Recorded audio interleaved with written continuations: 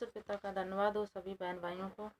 अब हम थोड़ा फिल्मी दुनिया से हटके थोड़ा प्रभु का वचन सोच रहे हैं कि डालने लगे, तो शायद प्रभु हम जैसे पापियों का उद्धार कर दे वचन के द्वारा, ताकि आप लोगों के पास वचन पहुँचे, आप लोग सुनो, तो शायद प्रभु हम पे भी दया कर दे। इसलिए आप प्रभु से थोड़ा वचन डालते हैं तो आप लोगों के पास पहुँचेगा।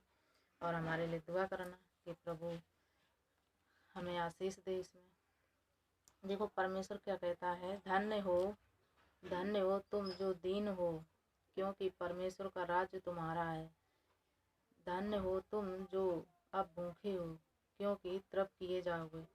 जो अभी भूखा है वो परमेश्वर के यहाँ तृप्त किया जाएगा। धन्य हो तुम जो अब रोते हो, क्योंकि हंसोगे। धन्य हो तुम जब मनुष्य के पुत्र के कारण लोग तुमसे बैर करेंगे। जब जो यहोवा परमेश्वर है उसके कारण जब लोग हम तुमसे बैर करेंगे तब हम तुम धन्य होगे, और तुम्हें निकाल देंगे और तुम्हारी निंदा करेंगे और तुम्हारा नाम बुरा जानकर काट देंगे। उस दिन आनंदित होकर उछलना, क्योंकि देखो तुम्हारे लिए स्वर्ग में बड़ा प्रतिफल है।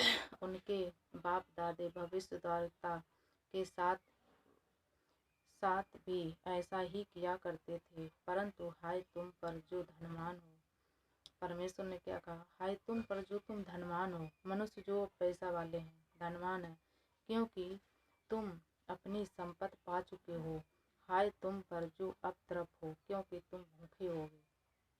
हाय तुम पर जो अब हंसते हो, क्योंकि सेक करोगे और रोगे। हाय तुम पर जब सब मनुष्य तुम्हें भला बुरा कहेंगे, क्योंकि उनके बाप दादे झूठे भविष्यद्वक्ता के साथ भी ऐसा ही किया करते थे। और परंतु मैं तुम सताने वाले से कहता हूँ मैं तुम सुनने वालों से कहता हूँ कि अपने शत्रुओं से प्रेम रखो, जो तुम से बैर रखे उनका भला करो, जो तुम्हें अश्राप दे उनको तुम आशीष दो, जो तुम्हारा अपमान करे उनके लिए प्रार्थना करो, जो तेरे एक गाल पर थप्पड़ मारे उसकी ओर दूसरा भी फेर देना, जो तेरी दोहरा छीन ले उसको कुर्ता दे देना। कुर्ता लेने से भी ना रुकना, जो कोई तुझसे मांगे उसे दे देना, और तेरी वस्तु छीन ले उससे ना मांगना। जैसा तुम चाहते हो कि लोग तुम्हारे साथ करें, वैसा तुम भी उनके साथ वैसा ही करो। यदि तुम अपने प्रेम रखने वाले के साथ प्रेम रखो तो तुम्हारी क्या बड़ाई, क्योंकि पापी भी अपने प्रेम रखने वालों के साथ प्रेम रखते हैं। यदि तुम अपने भलाई करने वाले ही के साथ भलाई करते हो तो तुम्हारी क्या बड़ाई, क्योंकि पापी भी ऐसा ही करते हैं।